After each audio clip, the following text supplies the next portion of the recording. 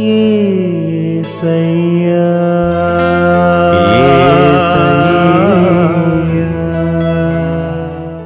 హల్లెలూయా. దేవునికి స్తోత్రం.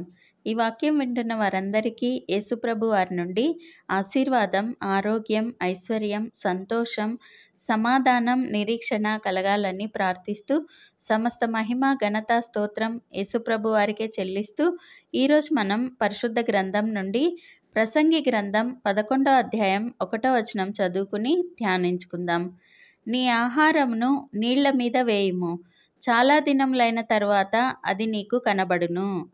ఆహారం నీళ్ల మీద వేస్తే చాలా రోజులకు మళ్ళీ అది మనకు కనిపించటం ఏంటి, అది నీళ్లలో పడి కొట్టుకుపోతుంది కదా అని మనం అనుకోవచ్చు.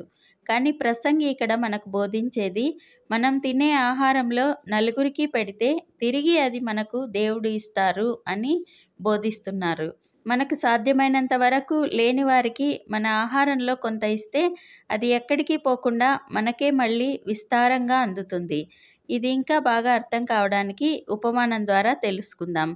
ఒక చిన్న పట్టణం మధ్య భాగంలో చాలా ఖాళీ స్థలం ఉండేది. అది పిచ్చి మొక్కలతో, ముళ్ళ చెట్లతో ఎందుకు పనికి రాకుండా ఉండేది. ఆ స్థలానికి ఈ పక్క అందరూ బాగా డబ్బున్న వాళ్ళు, సంపన్నులు జీవించేవారు. అటుపక్క పేదవారు గుడిసెలు వేసుకుని జీవించేవారు. సంపన్నులు వారిని ఆదరించకపోగా వారిని చీదరించుకునేవారు. అటుపక్కకు అసలు వెళ్ళేవారు కాదు. ఆ ఊళ్ళో సువార్త ప్రకటించడానికి దేవుడైన యేసుప్రభు వారు పంపగా ఒక వ్యక్తి వచ్చి అక్కడి పరిస్థితులను అర్థం చేసుకుని ఆ పరిస్థితులను ఎలా మార్చాలా అని ఆలోచించి దేవుని ప్రేరేపణ ద్వారా పేదవారినందరినీ కలుపుకొని ముళ్ళ చెట్లు, పిచ్చి మొక్కలు ఉన్న స్థలాన్నంతా బాగు చేసి పండ్లు, కూరగాయల మొక్కలు నాటి వారంతా సాయంత్రం సేద తీరడానికి చిన్న చిన్న బెంచులు ఏర్పాటు చేయించాడు. కూరగాయలు, పండ్లు విస్తారంగా పండగా అందరూ కలిసిమెలిసి ఆ పంటను అమ్ముకుంటూ సమిష్టిగా పంచుకుంటూ క్రమేణా వారు కూడా సంపన్నులు కాసాగారు. పండ్లు, కూరగాయలు స్వచ్ఛంగా పండిస్తుండడంతో ఆ ఊర్లో ఉన్న సంపన్నులు కూడా కొనడానికి వారి వద్దకు రాగా వారికి ఉచితంగా ప్రేమగా అందించసాగారు. అలా ఆ ఊర్లో పేద గొప్ప భేదం తొలగిపోయి అందరూ కలిసిమెలిసి జీవించసాగారు. ఒకసారి ఆ దైవజనుని కుమారునికి ఆరోగ్యం సరిగా లేకపోవడంతో ఊరంతా ఆ దైవజనుని ఇంటి వద్దకు వచ్చి ఆ బాబు కోసం ప్రార్థించసాగారు.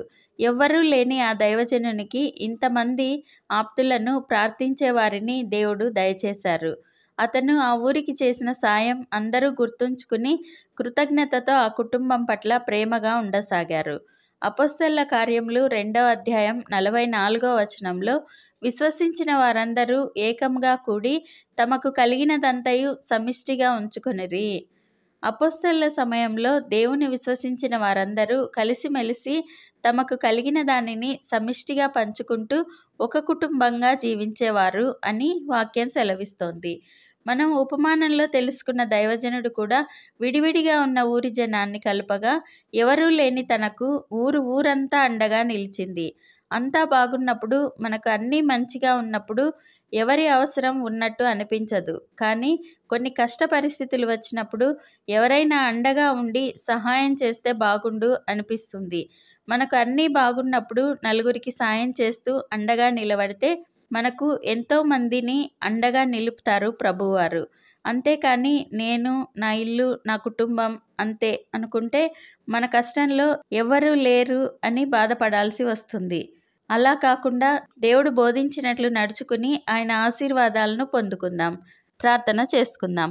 ప్రభువా, దేవా, సర్వాధికారి తండ్రి, మీ పరిశుద్ధ పాదాలకు వందనాలు, స్తుతులు, స్తోత్రాలు నాయన.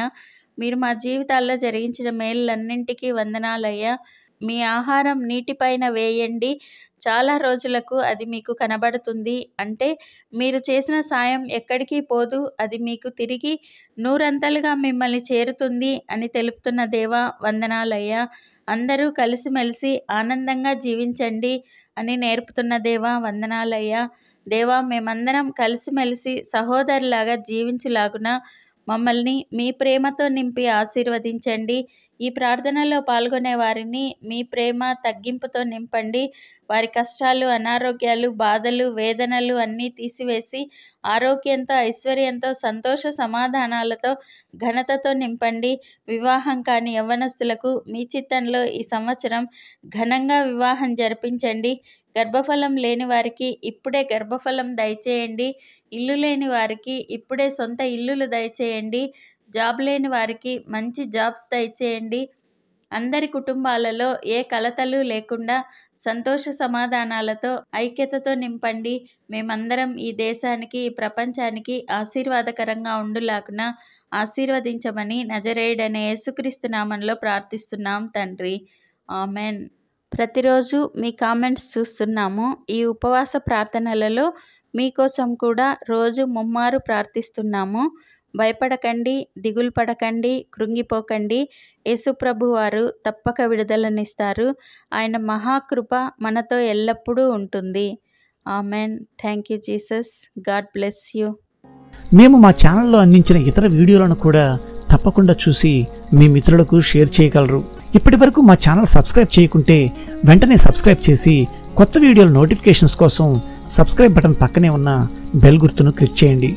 అందరికీ వందనాలు. ఒక బిడ్డను అనుగ్రహించమని హన్నా కన్నీటితో దేవుని వేడుకుంది. బిడ్డను పొందుకుంది. ఆ తరువాత కూడా దేవుని ఎడల మరింత విశ్వాసంతో, కృతజ్ఞతతో జీవించింది. పొందుకోవాలి అని చేసే ప్రార్థనలో ఎంత నమ్మిక కలిగి ఉంటామో, దేవుడు మనకు కావలసినది ఇచ్చిన తర్వాత కూడా అంతే కృతజ్ఞతతో దేవుని ఎడల విధేయులమై జీవించాలి.